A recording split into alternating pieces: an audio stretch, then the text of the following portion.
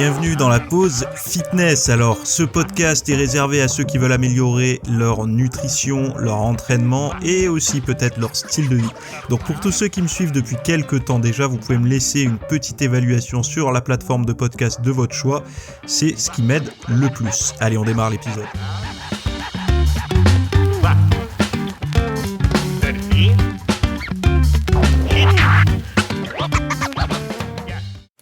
Salut à tous, j'espère que vous allez bien, j'espère que vous avez passé un bon week-end. Nouvel épisode aujourd'hui, on va parler de maîtriser sa prise de poids, on va parler également alors c'est pendant l'automne, hein. On va parler du planning diététique, on va parler d'hyperphagie et on va parler un petit peu aussi peut-être de sommeil profond en fin d'épisode. Alors, pourquoi parler de sommeil profond en fin d'épisode? Parce que j'ai sorti un cours justement sur le sommeil profond. J'ai envie de vous en donner quelques aperçus en fin d'épisode, on verra si on a le temps. Mais c'est vraiment, alors j'ai appelé ça 2 techniques pour améliorer la qualité du sommeil profond. Vous savez que le sommeil profond, c'est celui qui participe beaucoup à votre récupération physique et mentale. Je sais qu'il y a beaucoup de personnes qui font des raccourcis en pensant que tout se fait au niveau physique durant le sommeil profond et tout se fait au niveau mental durant le sommeil paradoxal. C'est pas tout à fait exact et c'est pour ça qu'il faut un petit peu comprendre tout ça, quoi. Et donc évidemment, si vous avez envie d'améliorer votre sommeil profond, allez voir les 2 astuces. Alors c'est 2 techniques, c'est pas des trucs du style, vous pouvez continuer à regarder des écrans. C'est-à-dire que quand je dis, c'est pas du style, ça veut dire que je vais pas vous dire, il faut couper les écrans, les trucs que tout le monde sait, les lumières bleues, les machins. Non, non, c'est vraiment des outils. Voilà, voyez ça comme des outils pratiques, exactement comme, faire du curl pour les biceps, bah, là, c'est faire un curl sommeil profond, quoi, pour justement améliorer votre sommeil profond. Donc voilà, le lien est dans les notes de l'épisode. On démarre avec la prise de poids à l'automne. Alors pourquoi la prise de poids à l'automne particulièrement? Eh bien, donc c'est sur le site de Michael Greger, donc pourquoi grossissons-nous en automne?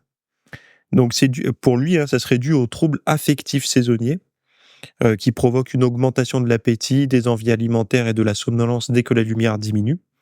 Donc il dit: «Les humains mangent plus en automne avec une consommation calorique plus élevée de 222 calories par jour par rapport au printemps». Alors, c'est vrai que moins il y a de stimulation, de plaisir, alors ça dépend parce qu'il y a des gens qui vont aimer peut-être l'automne et donc le comportement, heu, la consommation de calories est quand même assez fortement reliée au niveau de bonheur de l'individu, hein. Regardez les gens qui ont beaucoup de mal, enfin observez-vous à quel moment vous avez le plus de difficultés à tenir votre régime ou à éviter de grignoter et cetera. Et quand je dis régime, moi je vois pas le mot régime comme un mot péjoratif, puisque quand je parle de régime, ça peut être régime méditerranéen, c'est pas forcément régime restrictif hypocalorique.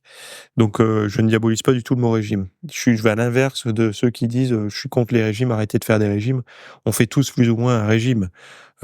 Quand on mange de tout, on fait un régime occidental typique, classique, donc c'est aussi un régime. Bon, ceci étant dit, je continue donc heu, quand, on voit bien que quand on a un niveau de stress plus élevé, on a tendance à beaucoup plus sortir de notre régime habituel et pour beaucoup, peut-être que l'automne, c'est synonyme de rentrée scolaire, donc avec les enfants qui reprennent, de rentrée, aussi, pour les adultes, hein, rentrée des vacances, des grandes vacances, enfin des grandes vacances. Il y a plus de grandes vacances quand on est adulte, mais des vacances tout court, donc des vacances d'été. C'est les jours qui diminuent. Alors forcément, les jours quand ils diminuent, il y a une certaine, fragilité qui peut s'installer parce que, au début et moi ça je pense que c'est chacun y verra midi à sa porte, mais vous savez qu'on a le sommeil, il est rythmé quand même par la lumière et l'obscurité. C'est-à-dire que si on est, non soumis aux lumières artificielles, notre endormissement, suivra plus ou moins le moment où le soleil, disparaît. Donc si on suit les saisons, on dort plus en hiver qu'en été, étant donné que l'obscurité est plus longue durant l'hiver que durant l'été. Une fois qu'on a dit ça, si on retranscrit ça dans le monde moderne, on voit bien que peut-être ce raccourcissement de la journée tout simplement, hein, arrivé à l'automne quand les jours raccourcissent, les gens continuent à avoir le même temps de sommeil qu'en été quand les jours étaient plus longs et donc du coup, il y a un inconfort qui peut s'installer sans que les gens pensent que ce soit le sommeil puisqu'ils dorment aussi bien qu'avant, mais ils dorment pas suffisamment par rapport à la nouvelle saison qui s'installe et rappelez-vous, quand vous dormez moins, quand on manque de sommeil, je vous en ai déjà parlé, on a tendance à il y a un phénomène un peu de compensation. Alors moi, ça c'est moi qui fais ce raccourci-là pour que les gens comprennent, mais c'est pas exactement comme ça que ça se passe, mais le résultat est le même de toute façon. Heu, c'est comme si le manque d'énergie qu'on n'avait pas réussi à obtenir par un bon sommeil, on cherchait à l'obtenir à partir d'aliments sucrés. Il y a autre chose, c'est que quand vous manquez de sommeil, votre, cerveau va produire enfin votre corps va produire plus de dopamine, ce qui vous permettra de en fait, il surcompense. C'est pour ça que des fois quand vous dites: «Mais je comprends pas, j'ai pas beaucoup dormi, pourtant j'ai la pêche». Mais c'est votre corps qui va compenser en produisant un peu plus de dopamine.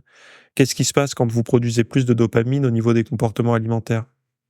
Donc vous voyez, c'est un cercle vicieux et la meilleure chose à faire quand les jours raccourcissent, c'est d'augmenter son temps de sommeil.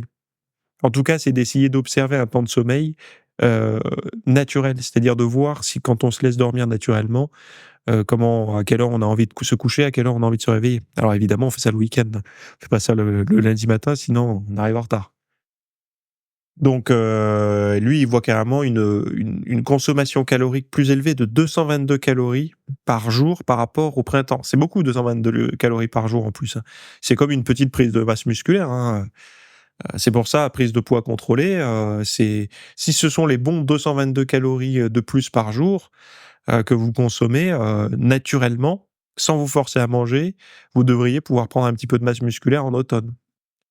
Donc des gènes similaires à ceux des animaux en hibernation ont été identifiés chez les humains, expliquant notre tendance à stocker plus de graisse avant l'hiver. Même avec l'éclairage et le chauffage moderne, nos corps ressentent encore les changements saisonniers et ajustent nos comportements alimentaires. Je trouve ça génial, moi.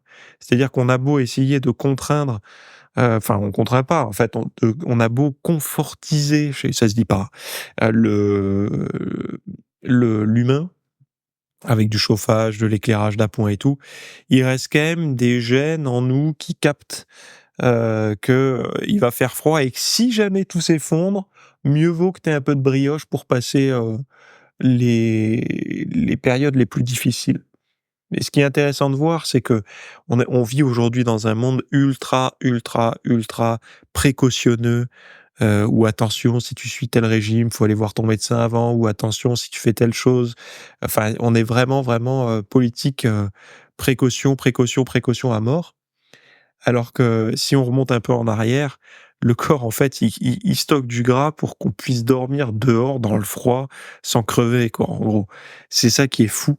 Heu, alors pas dans le froid, froid, froid, froid, hein, parce que là on y crève, mais on est quand même le corps humain, il est quand même préparé à encaisser pas mal de choses. En fait, on n'imagine pas à quel point il est prêt à encaisser des choses.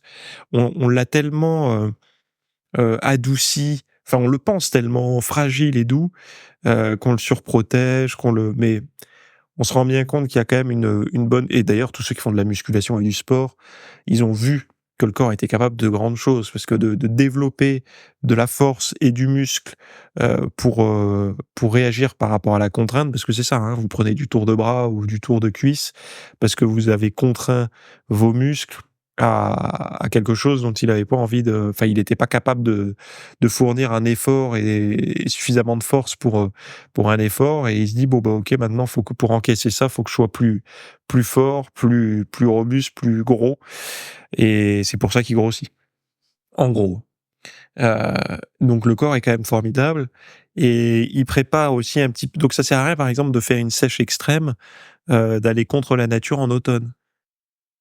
Par exemple, je sais qu'il y en a alors je vais pas dire pas mal d'entre vous, mais certains d'entre vous, qui font des vacances dans les pays chauds durant l'hiver. Heu, si vous avez envie de vous affûter un petit peu, heu, ne démarrez pas votre régime en automne essayez plutôt de maintenir votre sèche d'été en France, quoi. C'est-à-dire que essayez de pas trop prendre de poids, de surveiller votre temps de sommeil et tout pour pas réengraisser. Parce que faire un régime à un moment où le corps a envie de stocker, c'est contre-productif. Et je pense que, de toute façon, je suis pas le seul, hein, mais de faire des voyages, des longs courriers comme ça, où on change carrément de fuseau et tout, d'hémisphère, de tout ce que vous voulez, le corps, il doit rien comprendre. Alors on s'adapte à tout, hein, mais il doit rien comprendre quand même.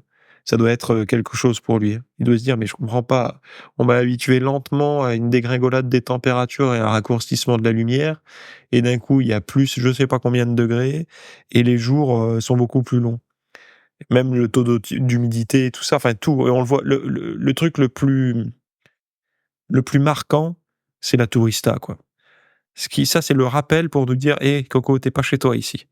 C'est ici, il y a des certaines bactéries, il y a une certaine population, tu y es pas préparé. En gros, c'est ça, hein, quand je dis population, c'est bactérienne, tu y es pas préparé, il va falloir t'y adapter et c'est pour ça que la tourista, c'est un bon reflet immédiat du décalage entre les endroits de la planète, quoi.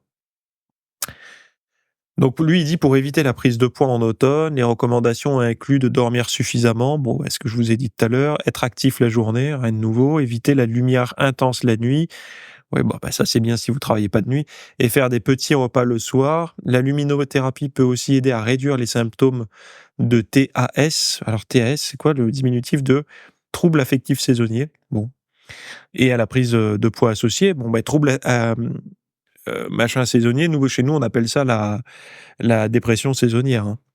Donc et oui, c'est vrai que la luminothérapie a montré des effets là-dessus. Moi, j'en ai une, depuis des années, la marque c'est je fais de la pub, indirectement parce que ça fait des années que je l'ai, elle m'a pas lâché. Donc et je l'ai payé de ma poche. La marque c'est Day-Via, donc Day comme, jour en anglais et Via comme, je sais pas, VIA, normal quoi. Et elle est accrochée en face de moi, dans mon bureau et elle tourne à peu près, 15-20 minutes, le matin, de bonne heure dès que je commence à bosser, le plus tôt possible, pour justement me synchroniser toujours avec, une lumière qui me frappe au niveau du visage le plus tôt possible, la plus vive possible, donc au moins 10 000 lux, pour justement garder mon horloge, veille-sommeil, bien synchrone. Et moi, il y a pas que au printemps que je fais ça, c'est tout le temps en fait, puisque je l'ai mis sur un minuteur avec mon Apple, comment on appelle ça? Apple Maison là, vous savez, vous pouvez relier ça à une prise, connectée et ça se connecte quand vous ça s'active, comme vous le souhaitez et et pareil, j'ai le soleil qui donne sur la baie vitrée, d'ailleurs peut-être que vous entendez là, il y a la tondeuse et les petits oiseaux. La fenêtre de mon bureau est côté, est, donc je prends le soleil le matin. Donc voilà, ce sont des petits réflexes comme ça qui permettent de mais bon, le soleil en automne, il y est plus à cette heure-ci. Enfin, il y est pas, parce que là, je sais pas si enfin, il est tôt là, donc du coup, quand j'enregistre.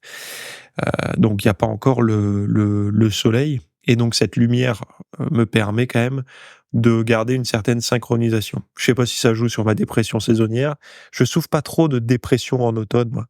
Moi, là où je l'ai le plus, c'est plus en période, beh, arrivée du printemps, fin d'hiver, arrivée du printemps, heu et je pense que c'est peut-être plus dû, moi, à l'hiver de la vitamine D, ce que j'appelle.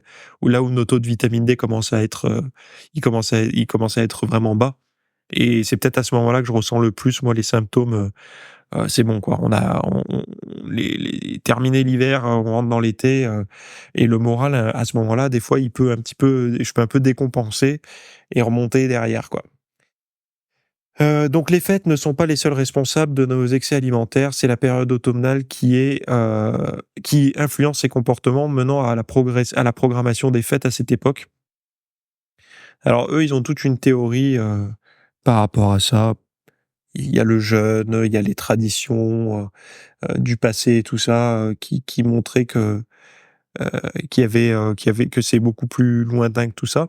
Mais, je suis assez d'accord avec, cette hypothèse de la prise de poids et ces fameux gènes qui préparent l'hibernation Et puis sur une personne qui fait de la muscu et tout, si vous lui faites prendre du poids à un moment où elle est déjà fragile, c'est-à-dire en automne, au niveau, dépression saisonnière, vous pouvez l'enterrer encore plus profondément, quoi.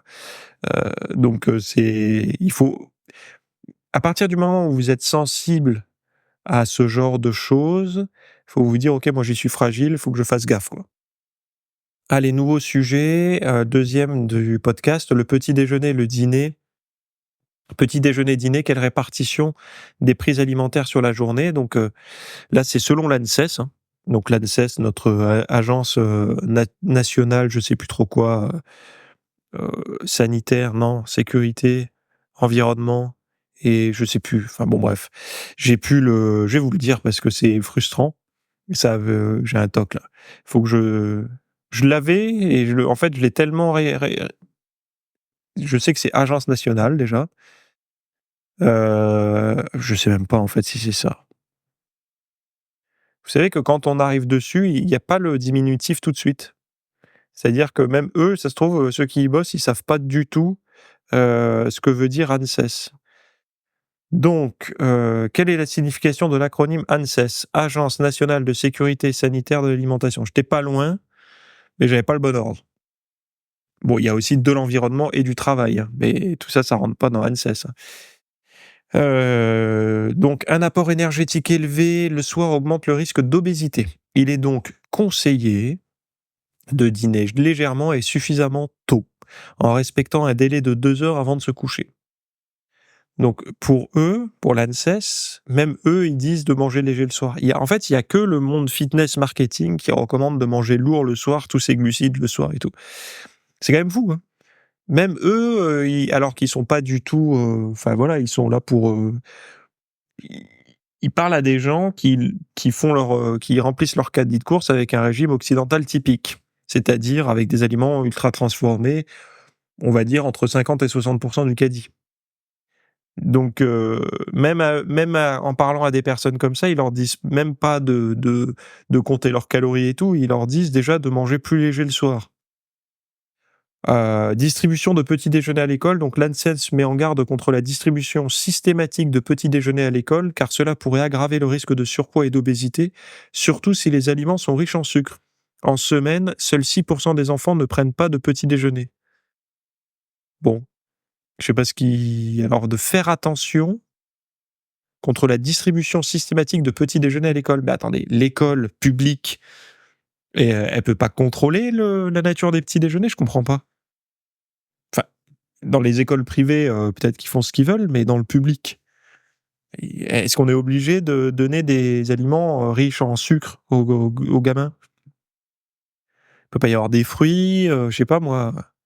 Enfin bon bref, ça mais encore une fois, ça me dé ça enfin, je sais pas. Bref. L'école pour moi, c'était censé être l'endroit où des gosses pouvaient être sûrs d'avoir au moins un repas convenable par jour. C'est-à-dire que, vous savez qu'il y a des bon, il y a peut-être des gens qui ont vécu ça quand ils étaient plus jeunes, hein, mais il y a des familles qui se saignent pour, se nourrir et qui vont parfois chercher à manger, heu, avec une casquette, un chapeau et des lunettes de soleil dans des endroits, spécifiques parce que, ils ont plus de quoi tenir, leur fin de mois. Et des parents qui ne mangent même pas à leur faim pour que leurs gosses puissent avoir un petit peu à manger. Et il y a des gens qui n'ont aucune aussi éducation nutritionnelle et qui laissent leurs enfants, manger un bol de céréales avant d'aller se coucher, qui mettent du coca dans le biberon. Enfin bon voilà, je vais à l'extrême, mais croyez-moi, ça existe. Et le repas à l'école est censé, enfin moi on m'a appris ça, ça permet quand même que l'enfant ait un repas complet de bonne qualité par jour, quoi. Au moins un. Et c'est pour ça quand je vois, parfois les petits déjeuners, sont trop sucrés, distribués à la cantine, enfin à la cantine à l'école sont trop sucrés, ça me fait de la peine parce que je me dis même là, si ça commence à devenir, à se détériorer, alors c'est un grand débat, hein, puisque, ce qui finance la qualité de la bouffe des gosses à l'école, c'est aussi les cotisations des parents et tout. Alors bien sûr, il y a une prise en charge, de l'État, mais les parler autour de vous, les gens vous diront plus souvent: «La cantine est trop chère», plutôt que: «C'est pas si cher que ça de faire manger, correctement son enfant, hein». Ils vous diront: «La cantine est trop chère». Mais sachez une chose et je le répète, pour avoir vu le monde de l'intérieur, en tout cas, avoir eu un retour très direct de l'intérieur, par exemple, vos gosses, s'ils vont à l'école et qu'ils mangent à la cantine, un truc tout bête, mais la cuisine, elle est pas à l'huile d'olive, hein. C'est à l'huile de tournesol, enfin riche en oméga 6 et tout. Donc déjà, juste ce détail-là de dire: «OK, fin, on met maintenant de l'huile d'olive». C'est un détail, mais ça pourrait quand même être, quelque chose qui pourrait faire avancer, au moins la qualité de l'intégralité du repas, de mettre une huile de très bonne qualité, des acides gras de bonne qualité, quoi. Alors forcément, ça va se retrouver sur le coût, hein, mais il faut savoir le vendre aux parents. Faut dire: «Mais vous voulez qu'ils aient de la merde vos gosses ou vous voulez qu'ils aient quelque chose de correct?» Et ça sera peut-être 50 centimes de plus par jour. C'est beaucoup 50 centimes de plus par jour, hein, multiplié par 31 jours par mois. Mais c'est peut-être aussi le prix à payer pour que le gosse mange un peu mieux. Moi, quand j'étais gosse, il y avait la vente de croissants à 10 heures. Bon, bah, ça, c'est pareil, alors ça marchait super bien, hein. À 10 heures, à la récréation, tout le monde allait se ruer sur les croissants. Alors ça partait d'une bonne intention puisque, c'était pour financer je sais plus trop quoi, les vacances scolaires ou je sais plus pourquoi c'était. Mais c'était pour une bonne cause, quoi. Mais bon, une bonne cause, nourrit une mauvaise, quoi. Puisque la bonne cause, d'offrir des vacances aux gosses, c'est la mauvaise, nourrir l'obésité. Donc ça règle pas le problème, quoi. On fait que transformer un problème en un autre. Donc je continue, l'ANSES constate qu'il n'existe pas de preuves scientifiques démontrant que l'absence de petit déjeuner chez les enfants entraîne du surpoids, de l'obésité ou une baisse de performance cognitive. Un manque d'appétit le matin peut être dû à un dîner trop copieux, trop tardif ou un manque de sommeil. Alors ça, on le remarque aussi chez les adultes, hein, il y a pas que chez les gosses. Des fois, il y a des gens, qui pensent que vous savez, les phénomènes de compensation au niveau de la nutrition sont souvent attribués, par exemple, quelqu'un qui va beaucoup manger, puis après il va se priver ou quoi, eh bien, c'est associé à un comportement de type boulimique, puisqu'il va y avoir surconsommation alimentaire au-delà de la faim et de l'appétit, suivie d'une compensation. Alors, soit elle est vraiment, punitive, où la personne se fait vomir ou prend des laxatifs, mais ça peut être également fait beaucoup de sport ou jeûne, saute plusieurs repas. Ce qui diffère avec l'hyperphagie qui, elle, c'est la même chose sans les stratégies de compensation derrière. Donc c'est pour ça que la boulimie peut ne pas se voir. C'est-à-dire qu'on peut voir une personne totalement avoir la forme, la ligne, mais c'est une personne boulimique. Par contre, une personne hyperphagique, là, ça se verra, puisque la personne n'aura pas de stratégie de compensation. Eh bien, il y a qu'un pas en fait, parce qu'il y a beaucoup de personnes qui voient le monde, sous forme de chacun a sa propre pathologie. Moi, je trouve pas que ce soit raisonnable et par exemple, si, j'ai mangé, je sais pas, une grosse raclette hier soir, si ce matin j'ai pas faim et que j'ai envie de me décrasser un petit peu en essayant d'évacuer, de rétablir un petit peu mon taux de graisse et tout ça dans le sang, enfin bon bref, vous avez compris, d'essayer d'un petit peu transpirer l'excès de sel et de me réhydrater correctement si j'ai envie de faire ça dans la matinée, je suis pas boulimique pour autant. Je le serais si je montais sur la balance, que je voyais la différence de poids, que je disais: «Oh là là, il faut absolument tant que je n'arrive pas à ce poids-là, je ne mange rien, je ne bois rien et je fais du sport». Là, ça deviendrait un peu pathologique. Mais si c'est juste, sans se regarder dans le miroir, mais juste une manière de s'écouter, c'est-à-dire j'ai pas faim, je vais pas me forcer à manger parce qu'ils disent qu'il faut prendre un petit déjeuner alors que je n'ai pas faim. J'ai trop mangé hier, j'ai l'impression d'avoir encore la raclette dans l'estomac, ça sert à rien de prendre un petit déjeuner. Par contre, j'ai envie d'aller marcher, de m'aérer, de faire circuler tout ça. Je pense que c'est un comportement qui moi, ça me semble sain. Après peut-être que et je pense que les médecins aussi, hein. Après, je sais pas qui, vous vend ce petit déjeuner absolu, obligatoire, alors que vous avez, trop mangé la veille. Et effectivement, par contre, là où ça devient délicat, c'est que si vous mangez très, très léger la veille et que le matin vous mangez rien, vous allez le sentir tout de suite, hein. Vous allez sentir tout de suite si vous faites vraiment un repas léger, par exemple, je sais pas moi, du poisson blanc avec des haricots verts, Vous mangez ça, vous prenez un carreau ou 2 de chocolat noir et vous allez au lit. Je peux vous garantir que le lendemain matin, surtout si vous avez fait une séance de sport dans la journée de la veille, la veille, le lendemain matin au réveil, après avoir émergé, l'appétit devrait quand même être assez important. Et si vous me dites non, c'est peut-être une question d'habitude, mais croyez-moi, si vous vous mettez à manger, ça rentrera tout seul. Donc conclusion, ils disent: «Un petit déjeuner supplémentaire n'est pas obligatoire et toujours nécessaire et la répartition des repas doit être adaptée en fonction de l'hygiène de vie globale de l'enfant. Privilégier des repas équilibrés et respecter les horaires réguliers sont essentiels pour une bonne santé». Oui, parce qu'en fait, il y a des enfants qui vont prendre le petit déj le matin et arrivés à l'école, ils vont en reprendre, je sais pas, des gâteaux, des machins, des trucs. Alors, c'est toujours pareil. N'en voulez pas à ceux qui pondent ces lois, hein, c'est pas ils veulent bien faire, hein, ceux qui veulent donner des petits déjeuners. Ils pensent au sort des enfants, sauf qu'ils poussent pas assez loin la réflexion. C'est-à-dire qu'ils font pas la différence. Pour eux, un petit déjeuner aux enfants, faut qu'ils mangent un petit quelque chose, donc des croissants ou je sais pas moi, une salade de fruits. Pour eux, c'est du moment qu'ils mangent quelque chose, c'est voilà. Heu, Peut-être que dans l'équation, faut y mettre une diététicienne, un diététicien, une ou un nutritionniste dans la boucle pour rendre ça vraiment pertinent, il me semble. D'ailleurs, peut-être que ça serait intéressant d'en mettre un systématiquement dans les écoles, ou en tout cas pour l'élaboration des menus. Alors vous allez me dire: «C'est déjà le cas». Oui, mais c'est déjà le cas à part pas dans le bon sens. C'est-à-dire que, heu ce professionnel, donc type diététicien, ne va pas préparer un menu qui sera ensuite adapté. C'est à partir des produits, de la cantine et du budget, il faut faire un menu. Donc c'est un petit peu comme si je vous disais, je sais pas moi, je te il faut que tu me construises la meilleure voiture du monde. Par contre, je vais te donner, les matériaux les plus pourris. Bon, donc je vais te fabriquer la meilleure voiture possible avec les matériaux les plus pourris, mais ça restera une voiture pourrie. C'est un peu la même chose, en fait, avec la diète. Si les matières premières sont toutes pourries, la personne aura beau équilibrer les macros, les machins et tout, ça restera un régime tout pourri. Donc c'est là, où il faut pas confondre, les calories et santé, en fait.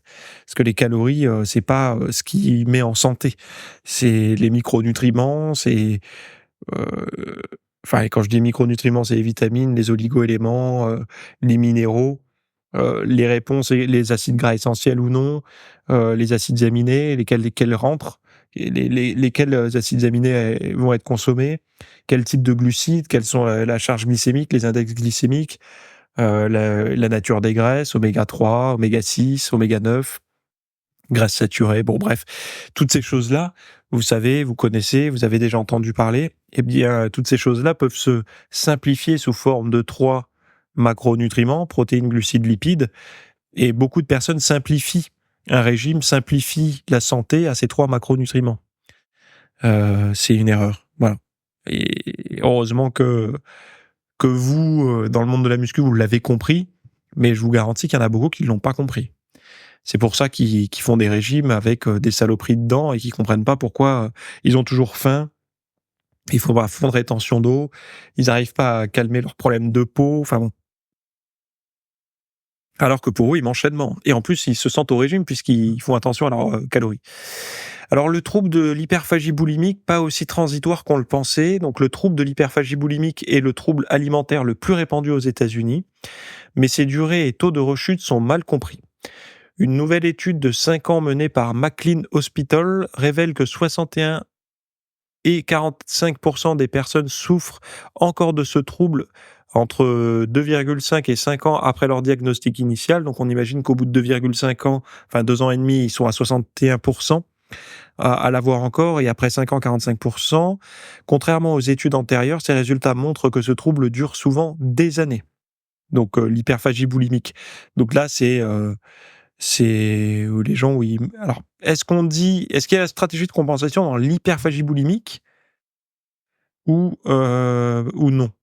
puisque moi, dès qu'il y a boulimie, il y a compensation, hein. Mais bon, les chercheurs ont suivi 137 adultes âgés de 19 à 74 ans, donc c'est assez large, avec un IMC moyen de 36, donc c'est trop haut. Après 5 ans, 46% des participants répondaient encore aux critères complets du trouble, et 33% avaient des symptômes cliniquement significatifs, mais en dessous du seuil de trouble. Donc ils étaient border, quoi. Les critères de diagnostic ont changé depuis, ce qui pourrait augmenter ces pourcentages aujourd'hui. 35% des participants en rémission après 2 ans et demi avaient rechuté après 5 ans. L'étude a également montré que les traitements mènent à des rémissions plus rapides, mais il y a des inégalités dans l'accès aux traitements. Les chercheurs explorent maintenant des traitements avec des méthodes de dépistage améliorées pour des interventions plus précoces. Et donc, l'hyperphagie boulimique est un trouble durable qui nécessite une meilleure compréhension et une prise en charge accrue. Les recherches se poursuivent pour améliorer la reconnaissance et le traitement de ce trouble. Alors, de toute façon, tous les TCA, troubles comportement alimentaires ou troubles des conduites alimentaires, je ne sais pas comment on l'appelle, avec l'ancienne ou la nouvelle formule, euh, il y a toujours une dimension psychologique à traiter. C'est-à-dire qu'il y a beaucoup de personnes qui vont vouloir solutionner ça par du comptage de calories, par de la mécanique en fait. Ils vont se dire alors attends non, là c'est bon, j'en sors, je vais faire de la muscu, donc et puis je vais faire, je vais manger un peu plus, mais un peu plus de protéines, et je vais éviter ce qui fait grossir, comme ça je serai en surplus calories, mais pas des calories qui vont me faire prendre trop de tissu adipeux. Donc en fait ils pensent que ils vont, je vais pas dire de gros mots, mais ils vont hacker le système. Sauf que souvent, ce sont des personnes, si elles sont, en plus de ça, qui ont un peu d'anorexie, qui ont un IMC bas, heu, il faut qu'elles comprennent une chose, c'est que pour remonter, il faut que leur taux de gras remonte. C'est-à-dire que pour aller mieux, faut que leur c'est pas une histoire de calories, c'est une histoire de pourcentage de masse grasse. Attendez, là, ils ont lancé la débroussailleuse, je ferme. C'est une histoire de masse grasse. C'est-à-dire que eux, ce qu'ils veulent, c'est manger plus sans prendre de gras. Ils comprennent pas que c'est le fait de manger plus qui va les sauver. C'est le fait de prendre du gras qui va les sauver. De se remplumer, en fait. Autre chose, quand on mange trop peu, qu'est-ce qui se passe?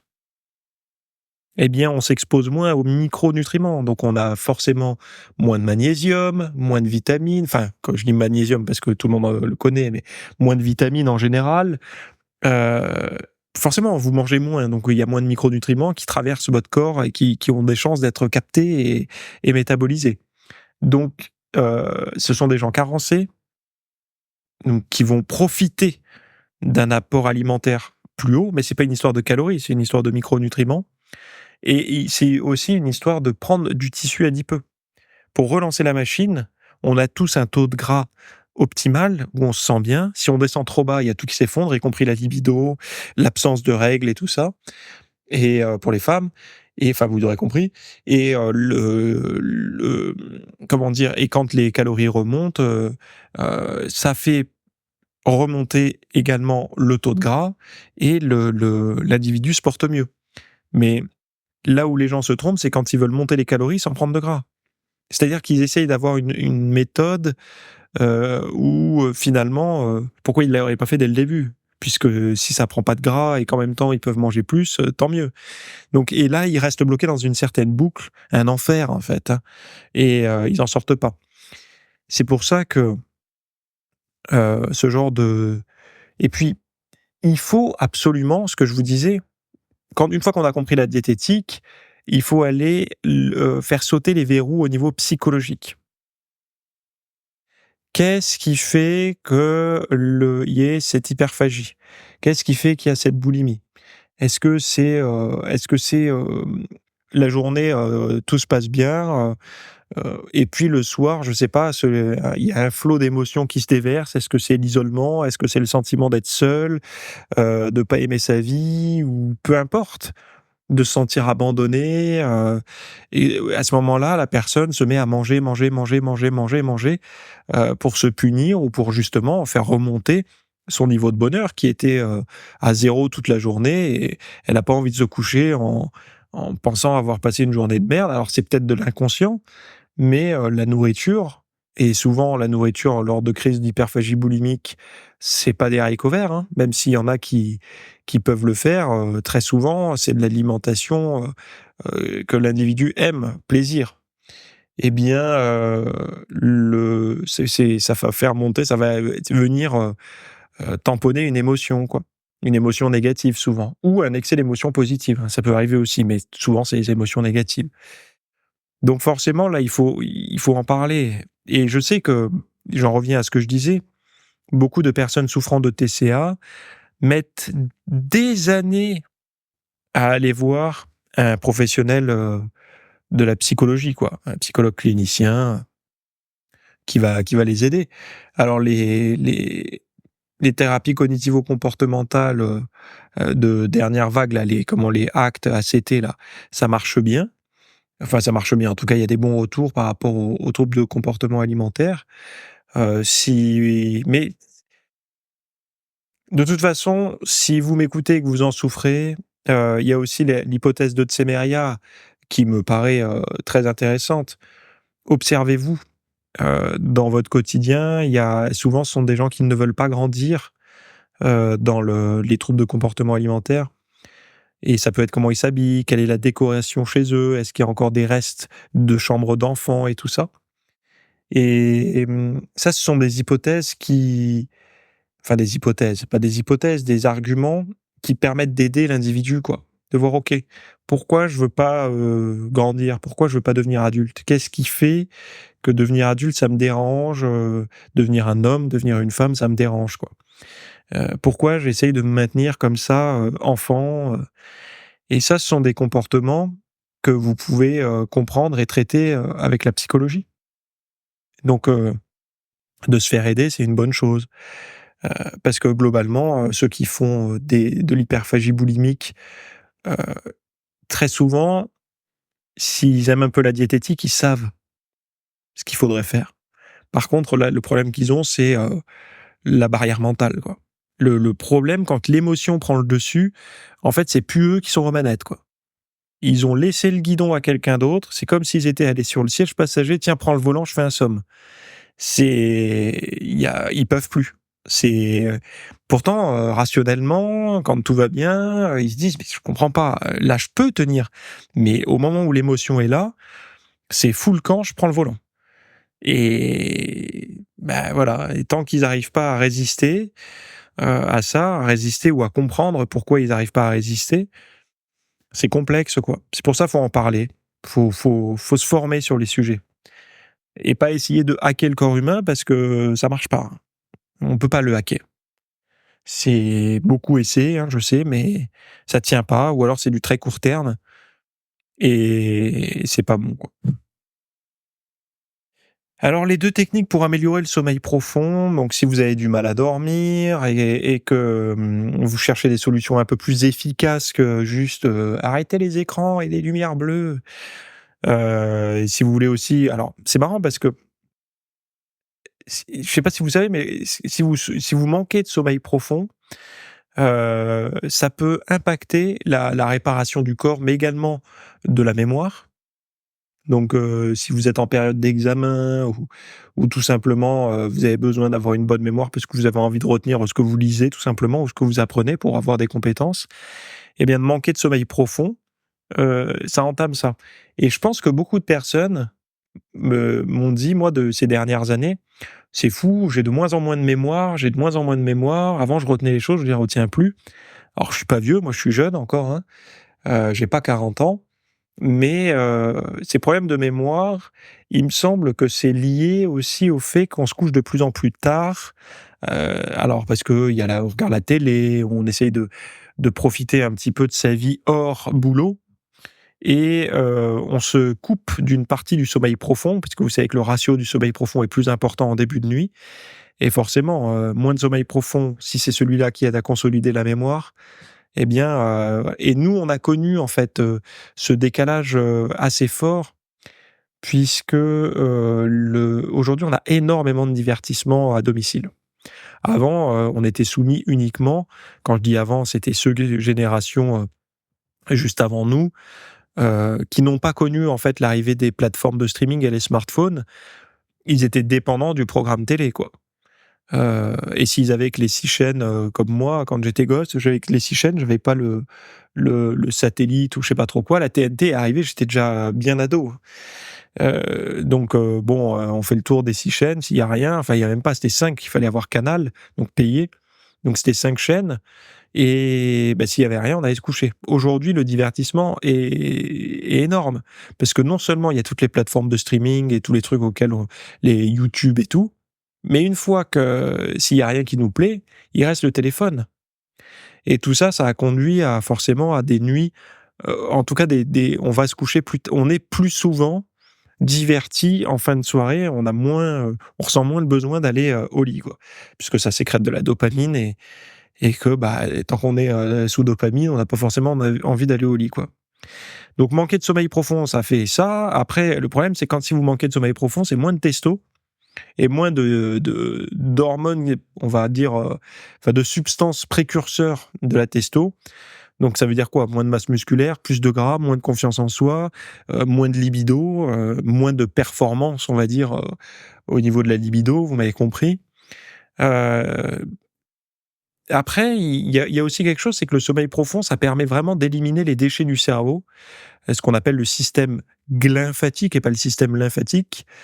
C'est un mélange de la glie et de la lymphe, donc et du système lymphatique, hein, donc c'est pour ça qu'ils ont, appelé ça glymphatique. Donc c'est d'évacuer ces déchets, ça permettrait de réduire aussi les risques futurs de la maladie d'Alzheimer. Donc le sommeil profond, c'est important et c'est fragile également.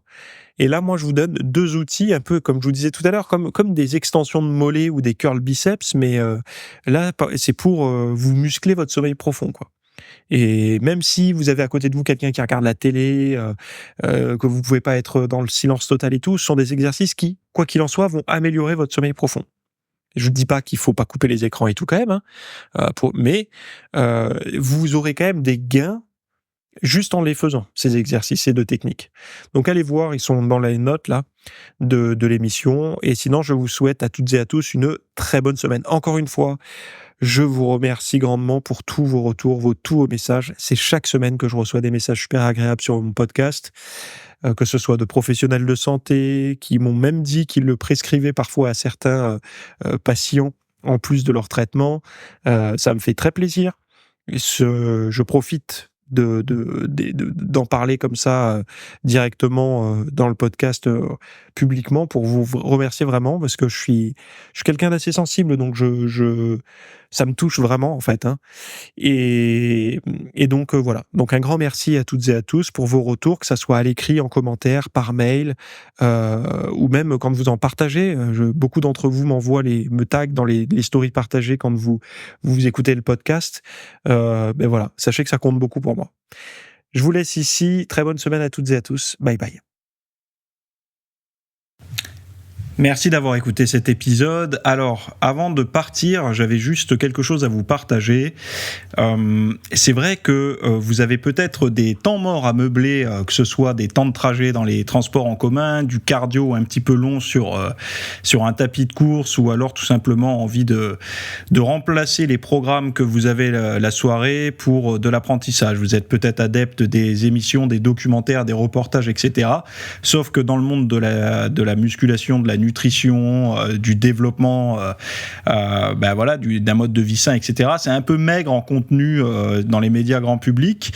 Et donc, ce que je vous propose, moi, personnellement, c'est d'aller faire un tour dans la bibliothèque alors, c'est un Netflix version fitness privée qui vous coûtera moins cher qu'un lavage auto au rouleau par mois.